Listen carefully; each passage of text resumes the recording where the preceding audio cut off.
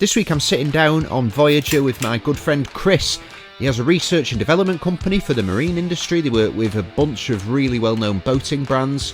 They also do product reviews, which they put on YouTube, as well as some boat DIY work. Chris has been helping me with loads of work that I've been doing on Voyager. He's a boat builder by trade, so he's got a ton of knowledge. He's done some really great work.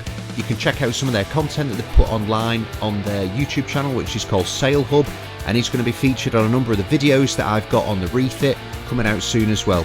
So here is a sit down I had with Chris. Sweet, we're up. Beer Rooney. Let's have the nice sound effects. You ready? 3, 2, 1. Ooh. Cheers, mate. Cheers, mate. Cheers, mate. Alpha beer? Is it? I don't know. It's an A, so it's more likely alpha than beta. Right, mate. Let's start off by introducing who you are. Foster Christopher. Yeah. The wet Geordie boy. The wet Geordie boy. We're not going to go into details of why I call you the wet Geordie boy. We'll do it in a different video. Yeah, hang on, mate. I'm sitting on a tambourine anyway. Sitting on a tambourine? Normal Voyager stuff. So who are you? What are you doing here? Yeah, boat builder. Yeah. Come to help you out, didn't I? Yeah, for like a week. Yeah. Like a month ago. What was it? You said, I need your my boat painting. I thought, I'll come and help you paint your boat. And here we are, painting your boat for a week. Well, I did say it's going to take longer than a week. And you're like, no. A week will be fine, mate. I was like, I don't know. It's a big boat, mate. What's it been? Well, it's been a month, hasn't it?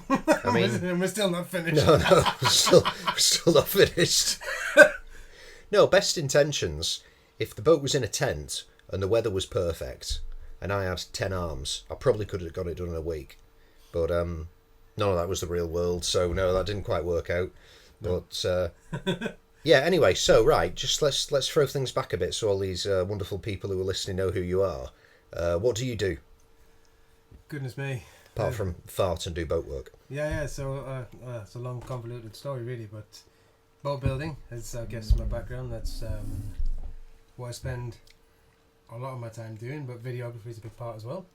And obviously YouTube as well now has become a big part of that as well, so we're now trying to link all those three together with our channel, and try and get boat building involved and technology and all that kind of stuff. So for years, everything I've done in the past really has always been like innovation through either building motorcycles, cars, mountain bikes. You know, everything was about innovation and design and trying to stay current and make or even become the new current, let's say. So we're basically trying to bring that into sailing for people and show them what's happening, all the technology and all that, and explain it all to people. Bit of tech, bit of boat building, bit of sailing.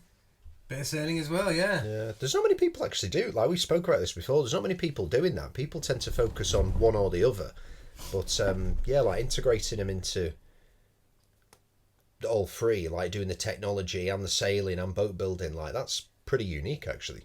Maybe, I don't know. Well, I think it is relatively unique. People tend to have a specific niche, and there's a lot more blogging going on, I think, on YouTube and the likes, and I think that's great because it's great entertainment. I like watching it myself. But for me, myself, I guess I always look at it and think, I'm not the most interesting person in the world compared to the interesting things that are out there. I starkly disagree. That's nice of you. Mate, I've seen your belly button up close. Oh, you have? I think it's very interesting. You have? No one else is offering that type of material. I wasn't offering it either. I think you might Mate, sometimes you don't. Sometimes these things just happen. Actually, it's probably worth explaining at this point why I know the in and outs of your belly button so well. Right, so we were in the... what do you call that thing back there? What? That big hole at the back of the boat where everyone can fit in. What is it? It's where the steering stuff is. It's like your aft locker, isn't it? But then we went right down underneath the quadrant. So we this is a Jeanneau 54. It's a fairly spacious boat, but everything's built for space inside. So space and the actual workings of the boat. It's similar to being on a 40-footer, really. Yeah, easy. So like under the steering quadrant, where the cables are, it's a real contortionist trick to get in. It made me laugh. You were like, oh, I'll get in there. I'm like looking at you thinking, you're bigger than me. There's no chance, mate. I could have snailed my way under there. I'm pretty sure I could have done that. I had my head under there once before, albeit when I did have my head under there, I actually had a panic attack because I thought I was stuck and I'd never get out. So like, no, really, because I managed to get myself in there, but like laying on my back, and then I was like, right, okay, it's time to get out of here. I've done too much work now, and I was like, oh shit, how do I do this? And I was moving my legs, I was twisting my body. I was like, oh shit, I'm stuck. Like, what am I going to do? I didn't have my phone on me. I was like, if I could start shouting really loud, I wonder if like Adrian will hear me from over there. No, mate, So yeah, that was a difficult one. But yeah, my face ended up right in your belly button, mate. It was wonderful. for you, maybe. Yeah, thanks for that. So yeah, I mean that was another job that we did actually, eh? Been a lot, mate. Yeah, been a lot. That actually went really well. So what have we done in this one? I tell you what, let's talk about the rudder rebuild, Yeah. because that was probably putting your, I wouldn't say your best technical skills on display, but you mastered that. The rudder was completely shafted. Literally, yeah. No, she was a bit wet. No, she wasn't too bad. She was just a bit osmotic, like around the. For those who don't know, the rudder takes a lot of pressure, a lot of force when you're sailing, and usually around the rudder stock at the top. They sort of separate from the foil of the rudder, and water runs down, and we get water in there. Always a problem. And on the production boats, but they're just not built as strong, so they suffer with water ingress, and that's what that has. It wasn't a particularly bad one. We just wanted to make sure it was good to last forever, really. Yeah, hopefully it will. It'll last more than the one that Jeanneau make anyway. I hope so. Yeah. But yeah, you ground it out, and we relaminated the osmotic patches on it, and then basically ran a tape of epoxy, several tapes of epoxy right around the whole rudder, and fade it off and whatnot, and she's like a brand new one now. So. Yeah, it's better than the original, and it's better than the other Jeanneau 54DS around there as well. Yeah. Yeah. But it's good that this boat had been out of the water. How long have we been out? 3 years. Yeah. And we changed the rudder bearings. We did, yeah. Yeah. Put them in the freezer. Yeah. That went straight in. Yeah. Which is good, because you thought they were the wrong ones at first. I didn't know what was meant to move inside those, so I ordered them from Jeanneau, and they don't actually provide an O-ring inside the rudder bearing, which is stupid. But let's not get into that. Anyway, so you got the big massive rubber black thing. I've never taken a rudder off before. I've never done that, so I literally didn't know what all this stuff was meant to be. You have the big massive black rubber thing, and then you have the white thing that sits inside the black rubber thing. And I was like, oh, that looks quite snug. How is that meant to turn around? I didn't know that isn't the part that's meant to turn around, but still, that wasn't going in if we didn't put it in the freezer. No, it went in smooth. It went in lovely, yeah. Yeah, freezer action, hammer, whack it, went straight in there. So yeah, we did the rudder, painting. We've nearly finished the painting. Yeah. And you've painted quite a few boats before. Yeah, we painted a lot of boats. We had classic wooden boatyard, and we were painting, varnishing, painting. That's basically all winter for us. So yeah, painting boats all the time, although never a 54-footer. No, add it to the list. Not in Greece as well. The temperature compared to the UK, goodness me, that was a bit of a difference. But yeah, no, we're more than used to painting boats. And you built boats from scratch? Yeah. Yeah. Yeah. Carbon fibre boats? Not built a carbon one from scratch, no, but we've faffed on with this stuff, yeah. I've done a lot of work with composites in the past and the likes, yeah. Yeah. So more sort of, I guess, looking at changing things and making custom parts for people and things like that. And when it came to our own boat, we were going to build our own carbon bowsprit for the Naiad that we have. Yeah. But we were quite lucky, actually. Selden came to the rescue and helped us out for a price that was worth not doing it. So Good on Selden.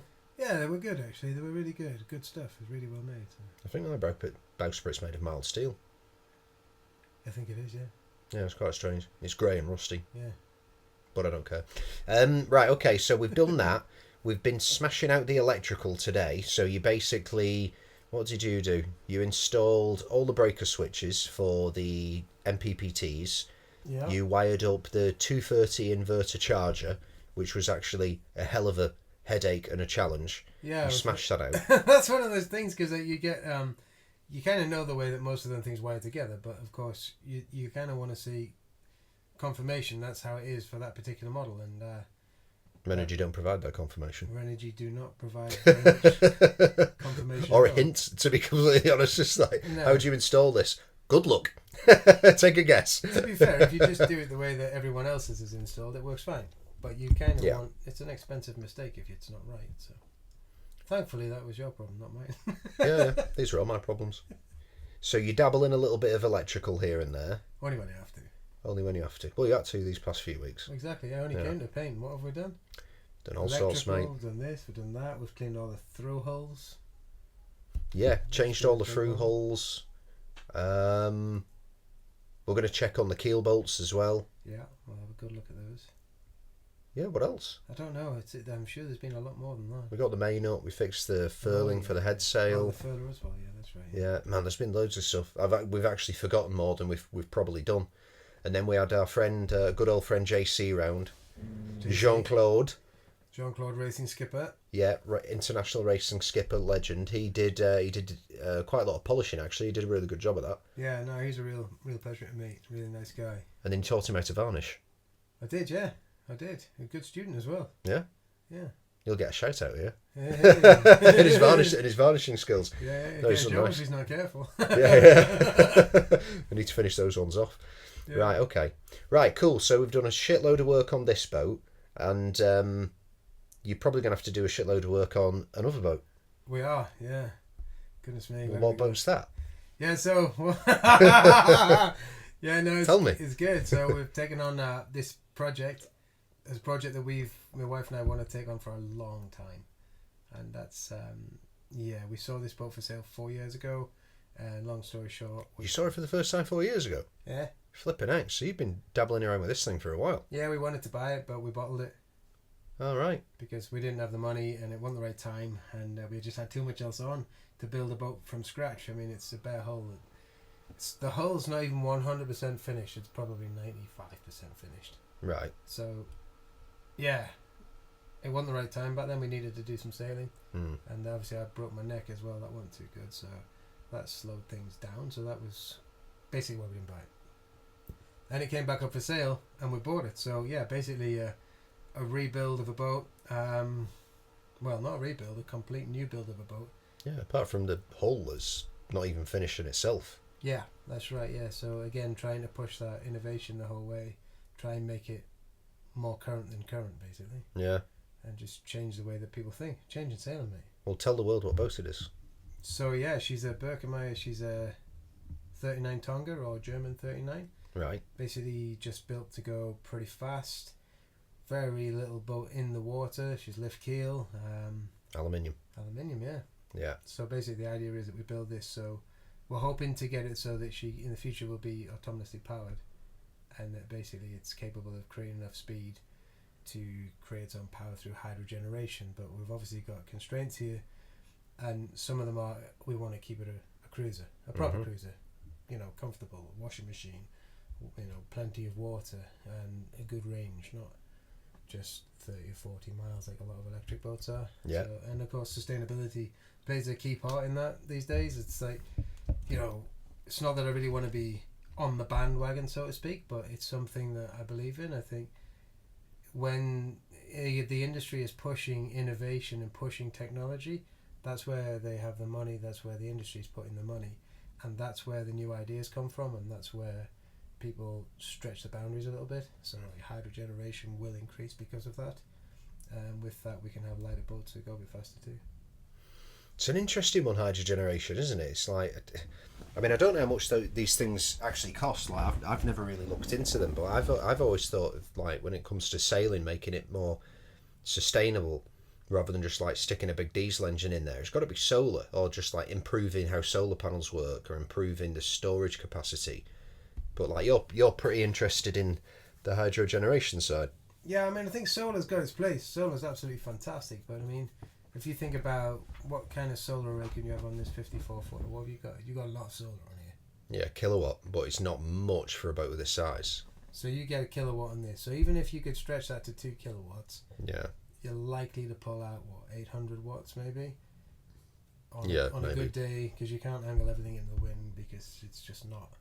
Sorry, into the wind, that would be silly, wouldn't it? Yeah, you could do. Yeah. Let's try angle it into the sun. I think if you could get 800, 900 watts at its peak through losses in resistance in the wires and all that, that's pretty good, but that's for like maybe 3 hours in the day. Yeah, it's just midday, innit, when you've got full sun. So if you think about powering something like this with a hydrogeneration, a good hydrogeneration system, you're going to be looking at somewhere in the region of 2.5 kilowatts when under sail. Yeah. So that's like remarkably more. What about when you're on anchor? That is when you'd rely on solar?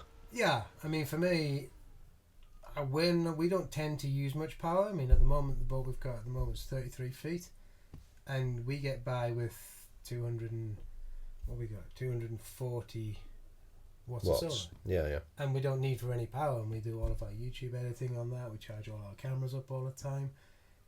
Never need to worry about it. Fridge is on 24/7. We don't have to think about it. We just use whatever we want. Yeah. And in that respect, we don't need too much.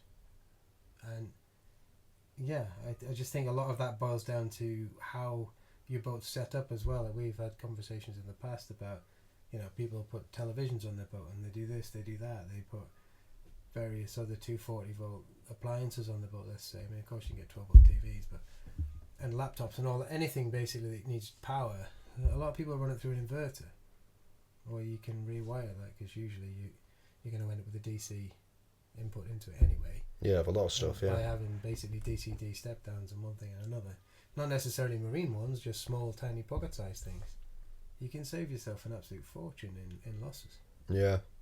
Yeah, I think it's definitely going to depend on like what type of lifestyle you want to lead. But you want to be out sailing. Like, your plan is to go to some pretty wild places on this boat when you've actually got it up and running. Yeah, so the initial plan for the boat is to take it up to Svalbard or somewhere in the north, right up north in the Arctic Circle, and then sail it down to the tropics. That's kind of to prove a point that it can happen, because in that you're going through obviously light wind areas, heavy wind areas, lots of sun, no sun.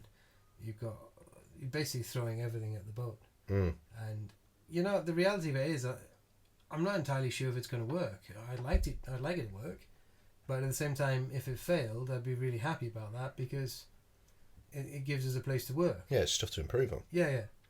Like, for me, I'm not looking to say, I created this, it's amazing. I need the challenge of making it work. So you're going to do this with like a combination of a decent amount of solar on the boat, a pretty chunky hydro generation system, so when you're actually sailing you're producing power as well. Yeah. Has anybody tried this and failed already in a catamaran?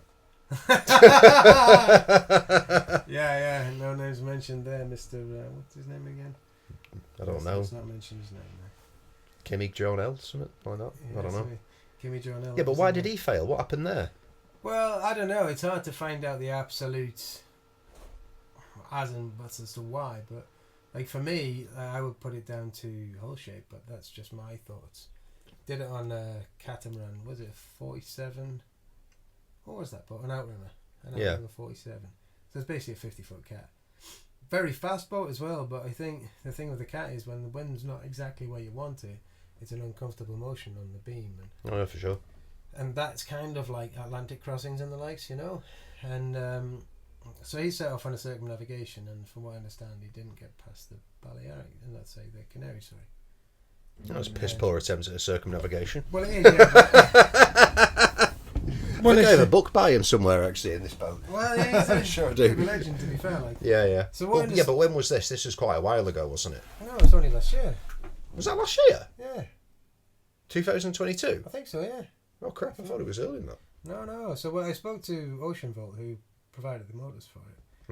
And of course those guys have obviously nailed hydro generation. That's sort of, I don't know if they're the industry, well they're not the industry leader actually now, Sea Drive are, but actually it's one of those things, it's become a battle, hasn't it? So I think Ocean Volt now are, but not in the smaller boat category. So they put him on one of their 2 engines on this thing. So in theory he should have been able to create 4 or 5 kilowatts of power out of that thing.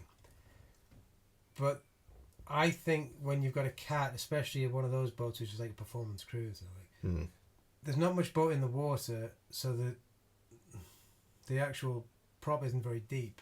And when you think about the way that the waves move, you end up with troughs. And if you're relying on this prop spinning, I think it's a hydrodynamic problem as to why he wasn't creating enough power. And Ocean Volt said that he was using too much power, he had too much draw, and that was the problem. He was using too much electric. But that seems relatively when he's under sail on passage? Apparently, yeah. What was he doing in there? Nightclub, mate? I don't know. Yeah, we're not getting the details on that one, are we? No. And I think it's likely they just packed in, stopped working. That's probably what it is. But those things are bloody expensive anyway. I don't think so, because they're based on you can buy the motor off the shelf. It's not like an Ocean Volt motor. It's just, I shouldn't maybe say that from what I gather, but as far as I'm aware, the motor is just a straightforward off the shelf motor. Right. But it's the actual brains inside, which to be fair are quite remarkable. There's a lot of research gone into that, and they've done really well with it. But you know, at the end of the day, a motor's a motor. Mm. Unless you're doing something like Propel or one of those companies, so Propel have completely and utterly reinvented the electric motor recently, and I think, well, for the marine industry anyway. Yeah. So that's different. There you go. Yeah, that would be interesting to know a bit more about that. Yeah. Not to figure it out why. But yeah, I think You're not going to get it though. No, you're not going to get it. It's going to be. I imagine that must be quite embarrassing for him actually, because he's got a pretty decent reputation of being a world cruiser. So to go like balls deep into an experiment like that and then go horribly wrong. You just don't know though, do you? It could have been. I mean, it was a first issue. To be fair. Like, yeah, good on him for trying. You just don't know, mate. It could be a medical issue. It could be anything. The boat could have failed. How much does it cost for an Ocean Bolt? Like, if you wanted to put one on this boat, how much would that set you back? Yeah, it's all about range, isn't it? The actual motor's not that much. I mean, probably somewhere in the region of $8,000 for the motor. I mean, it's a lot of money. It's kind of a Volkswagen Polo or something like that. Yeah, but it's cheaper than an engine for this, because I think this would be about 15-16 grand. It is, yeah. Well, probably a bit more actually for something like this. But the reality of it is, it's how far do you want to go and how much money do you want to throw into lithium? Well, if you wanted to... Right, let's say, for example, this boat, I think, will motor for 3 days if both tanks are full. Yeah. It's 110 horsepower. So if you wanted to do that with lithium... Oh, you know, you're getting normal sun through the day. You've got me laughing my back off here, mate. For 3 days? Yeah. Yeah, it's nowhere near there, is it? Well, you're going to have no boat. It's just going to be a lithium factory. It's just going to be a battery. It's just, you need a battery of sails, basically, if that's what you want to do. Somewhere in the region of £250,000 and... just on batteries. And no room, yeah. Yeah, crap. So, I mean, to get like something like this moving for maybe 10 to 12 hours, I think you'd be looking somewhere in the 50,000, 60,000 mark, if not more. For the batteries? And for maybe 70 grand all in, something like that, yeah. That's just an absolute guess, I've no idea. And that would be like for motoring for a day? 10 hours? 10, 12 hours, yeah. That's garbage. Well, they use a lot of power, you know. That's the thing, isn't it? Yeah, I mean, the bulky things, so I get that. They have sales for a reason, though. Don't forget that. Yeah. Are they trying to do this with motorboats? They do, yeah. They do that with motorboats, yeah. But not really like... Well, maybe there are people doing with big things, but I don't know. It's not something I follow. No, because those things like move fast through the water. They generally don't have like solar panels or anything on them. I mean, I don't know that much about motorboats, so I won't presume. Hopping, innit? Yeah. From that sort of stuff. You get a lot of sort of sports boats and stuff like that with them because the torque's massive. So that might be more get to a marina, charge up, go to the next marina, charge up. Out, go somewhere for the night and then come back, innit? And that's fine, like, because you can be somewhere in 2 hours in one of them. Which is actually what you would do if you had an electric car. Yeah. You wouldn't try and charge it up as you were going. No. Because you couldn't do that. No. Unless the roof of your Tesla was like a solar panel. Just a question for you. It's an interesting thing, like for me, like, you know, obviously we're looking at building an electric boat and all the rest of it. And I know that the amount of hours that we've put on our engine in the last, 3 years, we haven't done too much sailing, but we haven't put 40 hours on it. Really? No, we sail everywhere. So, gosh. And that's the thing that makes me think, how much range do you need? I speak to people and they all say, you need 48 hours, you need 24 hours. And the only time that I can ever remember running on motor for an overnight passage or over 10 hours on it, the only time I can ever remember it was when I had to get to college for boat building.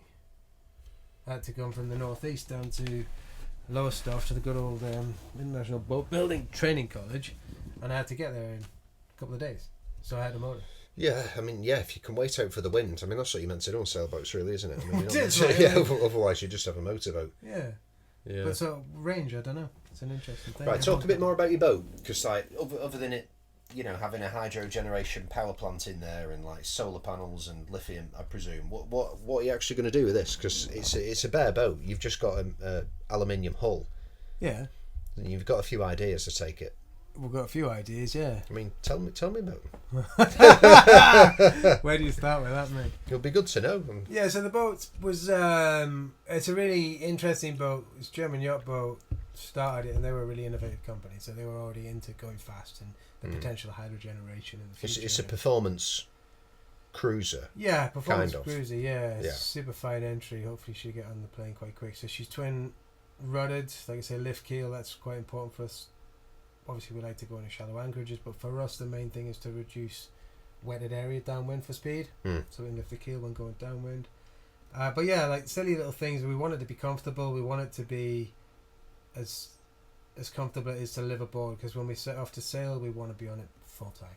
Yeah. So silly things like cockpit, we want to look at twin helms in the cockpit maybe. Still trying to figure out how we're going to do that.